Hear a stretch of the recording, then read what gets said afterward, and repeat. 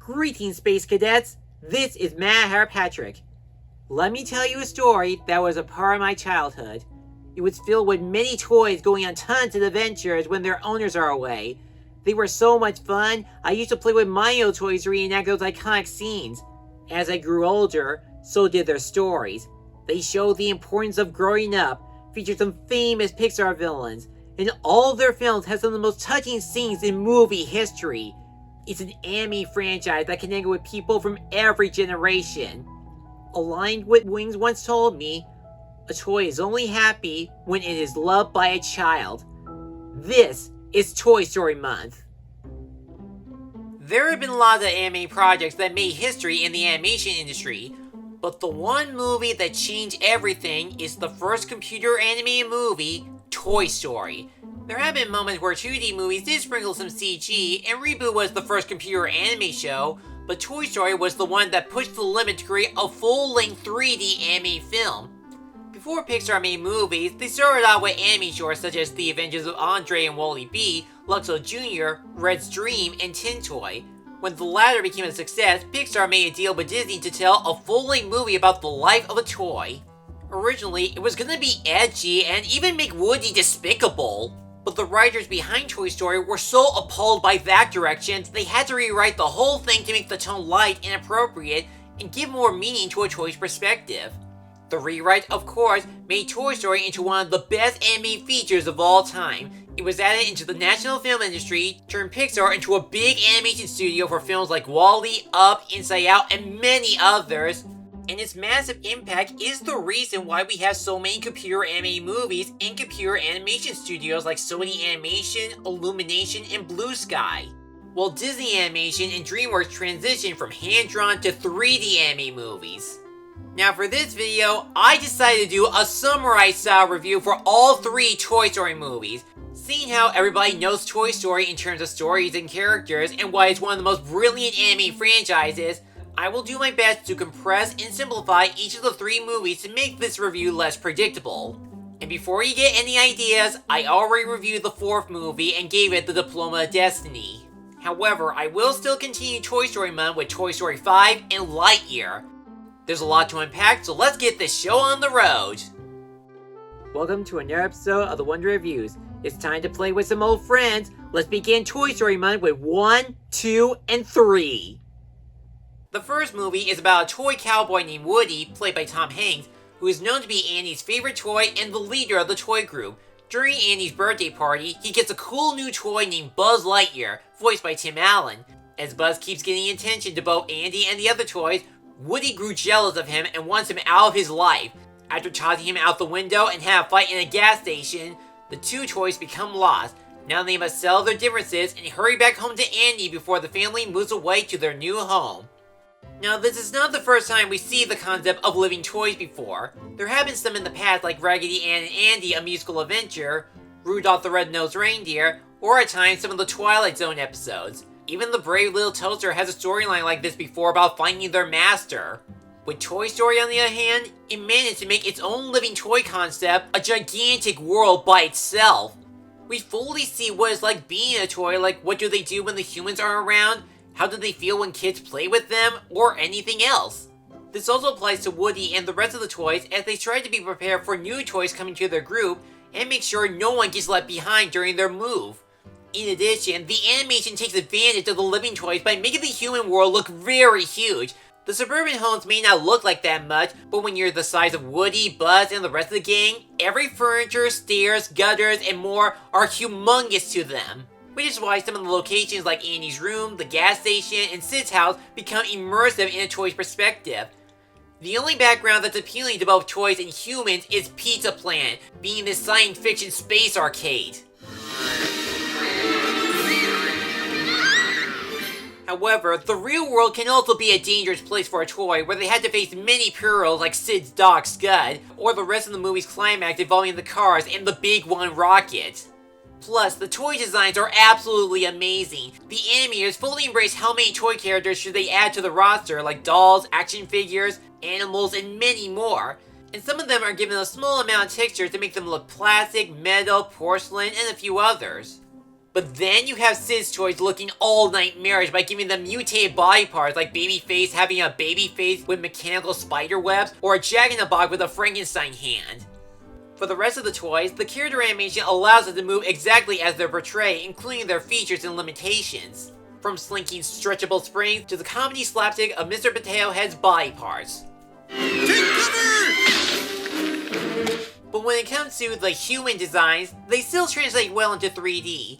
Yes, the designs are old, and we do get better 3D animation on the human designs in the later sequels or The Incredibles, but the technology they had during the 90s was still pretty good, and it's way better than how the humans look in Red's Dream and Tin Toy. For both the story and characters, they also left a massive impact on why Toy Story is one of the greatest anime franchises of all time. Despite having a huge number of characters, they all managed to leave an iconic moment to make them unforgettable. Like Rex is the kind and nervous dinosaur, Mr. Potato Head is the stubborn and grouchy member, Slinky is Woody's loyal friend, Bo Peep is Woody's love interest and the voice of reason to him, Ham is the wisecracker, the little green aliens use the claw machine as their master before being chosen, and Sarge is the leader of the Green Army Men who patrols for any new toys coming. And then you have the stars of the movie, Woody and Buzz. It provides a solid take of the old facing the new, where Woody is an old western toy with a string that makes him talk, Buzz Lightyear is all sci-fi with a series of abilities like wings, glow-in-the-dark, clear voice over buttons, and a laser that's a light bulb. With this new addition to the group, Woody feared that Andy would not play with him, or worse, not being his favorite toy anymore. With Buzz on the other hand, he doesn't really care about his popularity because he actually believes he's a real space ranger, which can get him into sorts of trouble. But no matter how much he tries to ignore it, he will soon face the truth that he is a toy. Even though he's not a real Buzz Lightyear, he learns that being a toy Buzz Lightyear is really the best thing and still holds a purpose by making a kid like Andy happy and have fun. This also applies to the friendship between Woody and Buzz, where despite not sharing the same mindset eye to eye, they must work together in order to rendezvous with the other toys at the moving truck. For the human characters, the only focused ones are Andy and Sid. With Andy, he's more like who the kids can relate to when watching the movie, which still makes him a relatable character. Let's be honest, everybody had a time when they had a favorite toy and make up whatever adventure they want during playtime. Sid Phillips is the exact opposite of Andy, where he's irresponsible to his toys by torturing and blowing them up into pieces, making him a dangerous villain to the toys. Finally, although this is not really an anime musical, the first film does contain a series of songs throughout the movie. None of the characters really sing in this one, they're more like montages and sequences sung by the composer Randy Newman, similar to the Phil Collins songs in Tarzan. Their purpose is to set the movie's tone based on the events that the characters are experiencing. You got Strange Things where Woody gets overshadowed by Buzz's popularity. I Will Go Sailing No More is the sad song when Buzz learns the harsh truth about his toy life. And finally, there's the franchise's signature song, You've Got a Friend in Me. A powerful message about friendship that can last forever in all shapes and sizes. With catchy songs, outstanding animation, and lots of memorable characters, Toy Story is still the best Pixar movie of all time. But little did we know, this was only the beginning. You may say that it's impossible for an anime sequel to go beyond perfect from its own predecessor, but there are a few exceptions, like Toy Story 2. In this sequel, Woody was originally going to go to cowboy camp with Andy, but his arm got ripped during playtime. While he was trying to rescue another toy from a yard sale, a collector named Al, voiced by Wayne Knight, kidnaps Woody because he's part of a collection called Woody's Roundup, and he's going to be sent to a museum in Japan. Now Buzz and the rest of the toys must rescue Woody before Andy gets home. Now keep in mind, this was Pixar's third installment after A Bug's Life, and it took a huge risk of making Toy Story 2 into a cinematic movie instead of a directed-video sequel. And, with that said, this one somehow managed to be as perfect as the original. It does reuse elements from the first movie, like rescuing a toy and returning home, but they tell it in an innovative manner to flesh out the characters and the life of a toy. For starters, we get lots more development from Woody that he's based on a cowboy show, and he already had tons of merchandise, some of which I wish we had in the real world, giving him a taste of fame he always wanted back in the first movie. Now, we have seen what it's like for a toy to be owned by a kid, but the follow-up expands the toy line to other kinds of toys at a toy store or as a collector's item. This is more evident with the Roundup game, where they share the same creativity as Andy's toys, but with a personality of their own. Bullseye is Woody's trustworthy whore that acts like a dog. Stinky Pete is the prospector who is easily persuasive of what Woody should do regarding his broken arm and his future decisions. And then there's Jessie, the yodeling cowgirl who is full of joy and energy. But ever since Woody brought up his owner Andy, Jessie grew devastated that he wants to go home instead of the museum because she used to have an owner named Emily. As the years passed, Emily got older and moved on to some trendy things like music, talking on the phone, and some makeup and fingernail art. Eventually, she gave Jessie away in a storage box, and it enabled her fear of closed spaces. So if Woody decides to stick around, Jessie would no longer feel abandoned and trapped. There are other new characters outside the Roundup gang, like Mrs. Potato Head is the Mister's wife, Wheezy is the squeaky penguin that Woody rescued, and the evil Emperor Zurg, Buzz's arch enemy and one of the Toy Story 2 villains. But the primary villain throughout the entire film is Al, the owner of Al's Toy Barn and a selfish collector who stole Woody for money. As for the old characters, they all receive a much bigger role than their own predecessor. Rex, Ham, Mr. Potato Head, and Slinky join Buzz on his rescue mission to not only continue some of their funny jokes, but to use their abilities to help everyone out. Speaking of the Space Ranger, Buzz is a lot more confident now that he fully accepts his life as a toy. He's given a leadership role alongside Woody back in Andy's house, and he wants to rescue his friend like how he saved him from the first movie. What's even better and hilarious is that he comes across another Buzz Lightyear sharing the same delusion as he did. Buzz Lightyear to Star Command. I've got an AWOL Space Ranger. Tell me I wasn't this deluded. No backtalk. And going back to Woody, we get an additional layer to his character and the film's message about accepting the future and growing up. While he is still Andy's favorite toy, but he won't stay a kid forever. There will be a time that Andy will eventually stop playing with Woody and become an adult. This would put him in a tough spot on if he should let this happen or join the Roundup gang in Japan where he can become a star at the museum. However, despite that grim future of Andy growing up, Woody will rather be there for him to support him when that day will come. As for the sequel's animation, it also received a massive upgrade even if it was made 4 years later after the first movie. The character designs of both the toys and humans are much cleaner than before with strong rendering, and their movements continue to capture the same dramatic energy. The sequel also introduced new places the toys travel, like Al's Toy Barn is a giant toy store, the apartment vents being a maze for them with Al's room being the hub for Woody's Roundup, and even the airport luggage room is like this big roller coaster on the inside.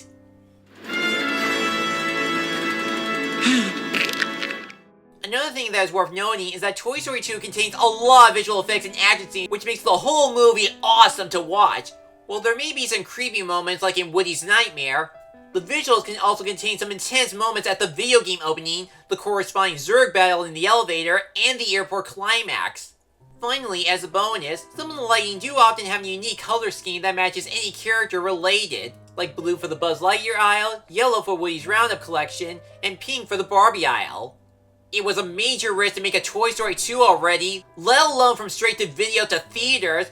Despite all the challenges that happened during production, the movie's final cut was a complete success, and it looks as though its Toy Story had destiny of becoming a memorable animated franchise. But it looks like the second movie has its own rival from its own franchise, Toy Story 3, or as I like to call it, the final chapter of the Andy Trilogy. In this final chapter of the Andy Trilogy, Andy is all grown up and is heading out for college. However, it's been years since Woody and the gang have ever been played with, and many of them fear that they might get thrown away. So they decide to donate themselves to a daycare where there are kids that can play with them all the time. But when they get sent to the Caterpillar room, it becomes a horrifying and dangerous place, and Sunnyside Daycare itself is secretly a toy prison. The toys' mission is to escape the daycare and come back to Andy's house where they are safe and sound. As you can tell, this third movie was made for people who grew up with the first movie. And let me tell you, it's that emotional. It shows a lot has changed over the past 10 years with Andy's family getting older, and some of their toy friends have already gone away. And in the perspective of the Toy Story gang, you understand what everybody is going for. Their hopes, anxieties, and every other emotions. You've got Woody, who is the only person who fully believes in Andy that he still loves them despite going to college. Yet he wants to do what's best for his friends so they can continue to live a happy life. Mr. Potato Head is pessimistic and thinks they might get thrown away. Rex wants to get played with like old times. Jessie is worried about going back into storage, while Buzz Lightyear wants to protect everybody because they're still a family. The third movie even continues to explore the relationship between the Space Ranger and Cowgirl, giving them a lot more chemistry as they previously hinted. The others like Ham, Slinky, Bullseye, and the aliens are still their usual selves, but they still play key roles on escaping Sunnyside. But the one character that received a massive role than last time is Mrs. Potato Head. When she lost one of her eyes, it allowed her to see things from where she left it behind. For the new toys in Toy Story 3, there are tons of new characters than in the second. Each of them have their own creative designs and personalities to make them memorable. There's the Chatterbox Telephone who guides Woody on escaping the daycare both in and out. Big Baby is the daycare's bodyguard who used to share the same owner as Lotso. And Barbie is one of Molly's toys that got donated and has feelings for Ken for obvious reasons. However, when she learned the truth about Sunnyside being a toy prison, she used her charm to trick Ken and undo the damage that Lotso caused to everyone. And speaking of the Strawberry Teddy Bear, Lotso Hugging Bear has got to be one of the most evil Pixar villains. He has such a tragic backstory that he used to be loved by his owner Daisy, but after he got lost, he was already replaced by another Lotso Bear. He was so filled with rage, believing that toys were made for trash. When he took over Sunnyside Daycare, he wanted to trap small and vulnerable toys into the caterpillar room to toughen them up. That way, if he can't feel love, then no one could. The third movie is also known to introduce a new kid named Bonnie, a little girl who loves to play with her toys just like Andy years ago. But there is a difference between them in terms of imagination. Where Andy's are more action-themed adventures, Bonnie just makes things up as she goes. For toys like Trixie, Buttercup, Mr. Pricklepants, Chuckles, and Dolly, they all have memorable traits and goofy personalities that share the same charm as the original Toy Story game. So now that we look over all the major characters in the movie, how did Toy Story 3 hit the peak? Well, that's where the daycare escape plan comes in. By itself, Sunnyside Daycare is a colorful place. It seems like a paradise for toys, but ever since Lotso took over everything, it transformed into a bad panda tree. While the Butterfly Room is a safe haven to everyone, the Caterpillar Room is a danger zone where the toddlers play too rough on the toys non-stop. And during nighttime, they would portray cubbies as jail cells, the playground walls as barriers, the sandbox as the ultimate punishment, and have a toy monkey on patrol for any escaped toys. As soon as Woody comes to rescue his friends, the animation provides some imaginative ways on how they can escape and return home. Like how Mr. Potato Head uses body parts to make a different body, Barbie distracting Ken in his dressing room, and Buzz being reset to Spanish mode while still being the heroic Space Ranger. ¡Buzz Lightyear al rescate! But it doesn't stop there. The sequel contains a lot of feels, and the animation really helps capture these intense moments. Remember how Toy Story 2 opens with a Buzz video game? In this one, it's set in Andy's imagination where Woody, Buzz, and Jessie go on an adventure that's like a combo of movies 1 and 2's playtime moments, followed by a video montage of all the times the toys had with Andy throughout the years. Another intense and emotional moment is in the junkyard. It contains a lot of hazardous obstacles and dark instances that clearly shows it's the toy's worst nightmare come to life. But the best moment from the movie is the ending, which I won't ruin here, but it's still as heart-rending to this day. Whether if you're a teen Toy Story 2 or 3, the third chapter knew exactly how to end the Andy trilogy on a high note, with new adventures for Woody in the game to go to infinity and beyond. And that's all the Toy Story movies from the original trilogy, and no big shock, they still hold up to this day. All three of these movies are still the best Pixar films of all time, with some engaging stories, incredible and revolutionizing animation, and lots of unforgettable characters. These are definitely must-watches, with the first movie introducing computer anime movies, and the sequels being the best anime sequels like Shrek 2, Puss in Boots: The Last Wish, Kung Fu Panda 2, Rescuers Down Under, and Spider-Man Across the Spider-Verse. It was definitely a lot of fun to play with these toys on the big screen. They're still fun at home, and I always look forward to what adventures await for Woody, Buzz, Jessie, and everyone else. I give all three of these movies an A+, and the Toy Story franchise gets another Diploma of Destiny ×3. I'm Mad Hair Patrick, and Toy Story Month has just begun.